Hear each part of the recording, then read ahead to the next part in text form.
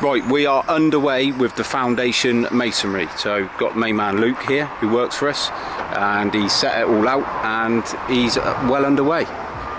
So as you can see, he's got his profiles up. Got the first course round, so that's the outside skin there that you can see. This is the garage, hence a block laid flat. Set the bay window out, it's probably the worst bit. Used to hate bay windows. Should have made it square, shouldn't I? Yeah, you should have done. Should have made it square, but it looked nice. But look, he's done a lovely job of that. Look, nice and neat. I wouldn't have done it like that. I would have just eyed it in. But no, seriously, looks nice. So we've got exposed brickwork down here because of the ground level. So that's not quite finished height. We've got 3 courses. We'll start the brickwork on there, and we've got 6 courses of bricks, finished floor heights over there. So bay windows set round. So today is Thursday the 15th of June, so we want to do this block work today and tomorrow, and we want to do the internal drainage on Saturday so we can then block and beam. We've got block and beam arriving on Tuesday, so we then want to whiz that on, and then we can start superstructures the following week. So superstructure is above ground, substructure is below ground. So we've got all the blocks in here. Luke's got his bench saw from BT Engineering, great bit of kit. All systems go. Use these blocks up, create a bit more room.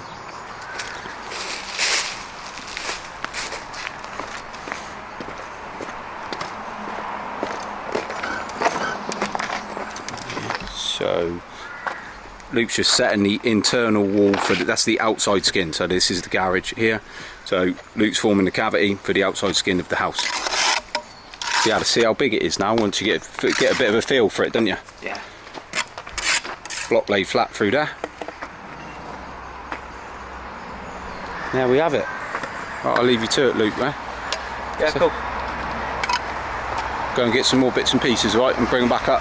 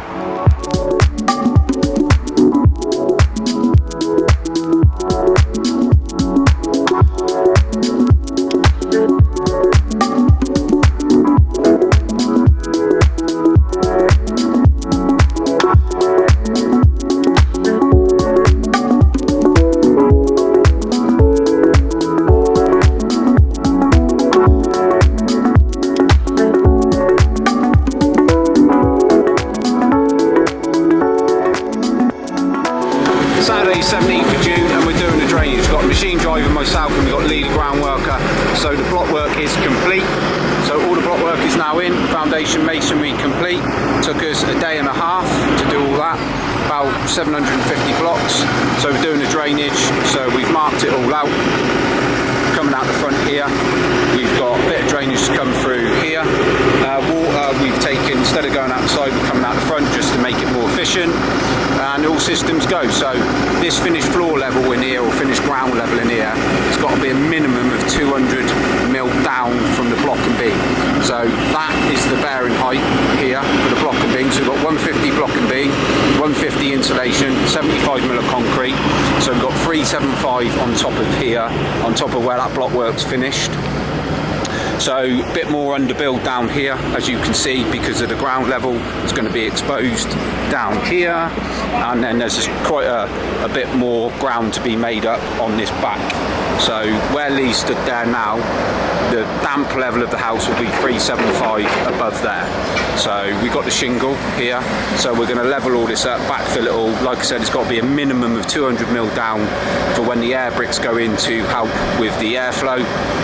And I'm going to keep that garage all 9-inch through there basically, instead of a single skim wall. There's attic trusses on there and stuff, and plus I'll probably convert the garage at some point to a living space, a gym, home cinema, bar, whatever, you know how it goes. So quite a big plot now. Really pleased, really pleased, and we are absolutely flying.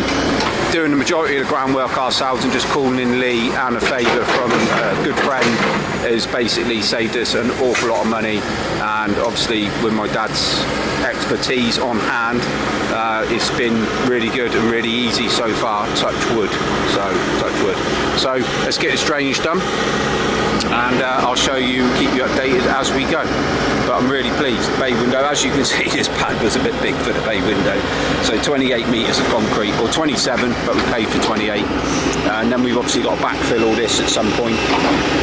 Got to lean fill this cavity to here, to a minimum of 225 down from the block and beam. So that's where the block and beam sits on there. Block and beam will come on Tuesday. So I better get on, because the machine driver's going to cover my shoulder.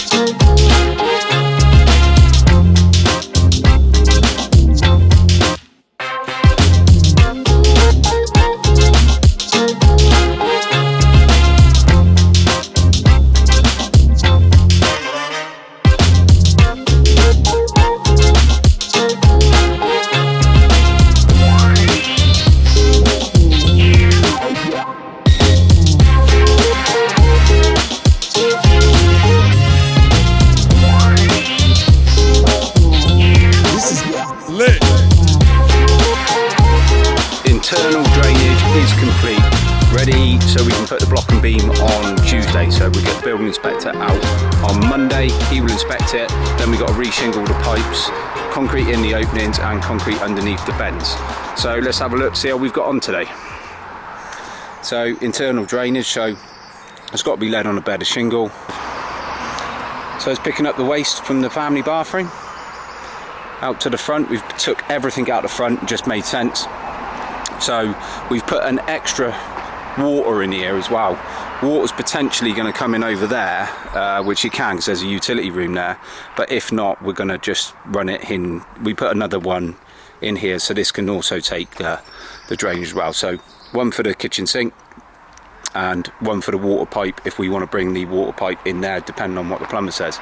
So we've got downstairs toilet at the front there, that one, that's the toilet, that's the basin, that's the utility room, and that's another water inlet just in case we want it. This here is for my dog bath. We've got quite a big dog, so we want a little dog bath, which I've seen one which is absolutely amazing. And this is a soil vent pipe that picks up the waste from the ensuite. So it's all done. So now we have to concrete round the bends in here. So each bend has to be concreted, and then we have to also concrete the openings that have been, you know, where the lintels are. Otherwise rats and vermin will actually get in there, and the only thing that stops them really is concrete. So we put in a couple of bigger manholes. We were going to go for some smaller ones, but we've gone with the 450s. We think they're probably going to need raising a little bit, so we've got 375 to make up on top of where this block is now. That's our finished floor height, which is here on this nail. So that nail there to that block work there is 375. So we've got 150 beam, we've got 150 of insulation, and then we've got 75mm of screed because I'm having underfloor heating. So that's the drainage done. Inspection Monday, block and beam Tuesday. Then we've got a lean fill the cavity. So lean fill will probably come 225 down from this block here. So we've got 450 of lean fill all the way round, plus the openings on the external drainage outlets, and that's us ready to rise and start getting these superstructures underway a week Monday, which is bang on to the little program that I've done. So I'm going home because I'm very tired. So that's a wrap for this one. Internal drainage is done, shingle goes on top, we can have a big clear up. The machine's going next week, probably Wednesday. We get the block and beam off on Tuesday, use the machine to put them in position, and then we can spread them out manually. And then we'll bring our little forklift here. We bought a forklift last year specifically because we knew we had this coming up, super local. We can drive it from our yard to here. It's all road legal, so it's going to be a good saving for us as well, and super efficient because it's a little machine. It's got an 8 metre boom on it, so it will do the whole site. Plenty of blocks left.